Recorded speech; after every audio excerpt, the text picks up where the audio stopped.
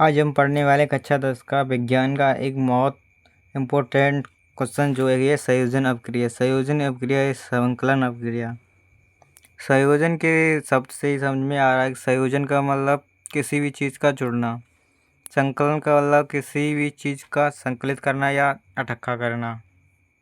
तो ये एक हमारी अपक्रिया है, इसको हम परिभाषा समझेंगे।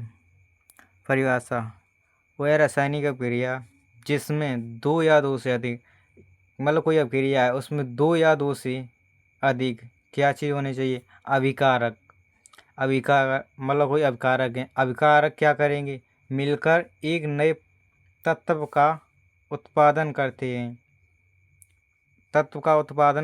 हैं। तो उस अपक्रिया को संयोजन अपक्रिया कहते हैं। मान लो कोई रासायनिक अपक्रिया है, उसमें दो दो अभिकारक हैं। क्या है अभिकारक? जब उनके मिलने से एक नए तत्व का उत्पादन होता है तो इस अपक्रिया को संयोजन अपक्रिया कहते हैं। क्यों कहते हैं? क्योंकि इसमें दो अभिकारक एक साथ मिलकर एक नए तत्व का उत्पादन कर रहे हैं, तो इसलिए इस अपक्रिया को संयोजन अपक्रिया कहते हैं। चलिए तो फिर इसके कुछ उदाहरण देख लेते हैं।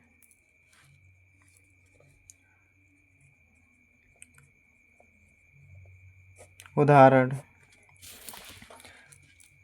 जब हाइड्रोजन की अपक्रिया ऑक्सीजन से कराते हैं तो हमें जल प्राप्त होता है।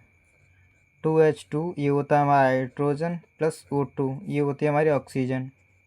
इन दोनों को जब मिलाते हैं तो हमारा H2O जल मिलता है, वो भी कितने, दो अणु। ये होता है हमारा हाइड्रोजन,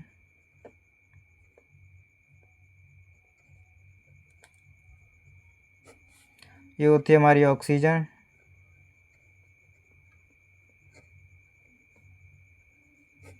और ये हमारा प्राप्त होता है जल। जब हम हाइड्रोजन की अपक्रिया ऑक्सीजन से कराते हैं तो हमें जल प्राप्त होता है। इसमें ये फ़र्क नहीं पड़ता है कि हाइड्रोजन के कितने अणु हैं, ऑक्सीजन के कितने अणु हैं। जिस हिसाब से हाइड्रोजन के और ऑक्सीजन के अणु लोगे उस हिसाब से हमें जल के अणु प्राप्त होंगे।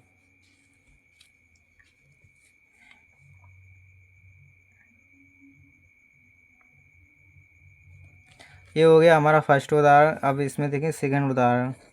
सेकंड उदाहरण क्या है हमारा, CaO प्लस H2O ये होता है हमारा बिना बुझा चूना। बिना बुझा चूना ये तो हम जानते हैं, अभी बनाया था। H2O जल, एरो यहाँ पे बनता है Ca कोष्ठक में OH बार 2, ये बनता है हमारा बुझा हुआ चूना। बुझा हुआ चूना।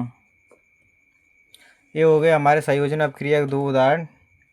सबसे सरल और आसान उदाहरण ये वाला है, सबसे ज़्यादा ये तुम याद कर लेना, ये सबसे बेस्ट है।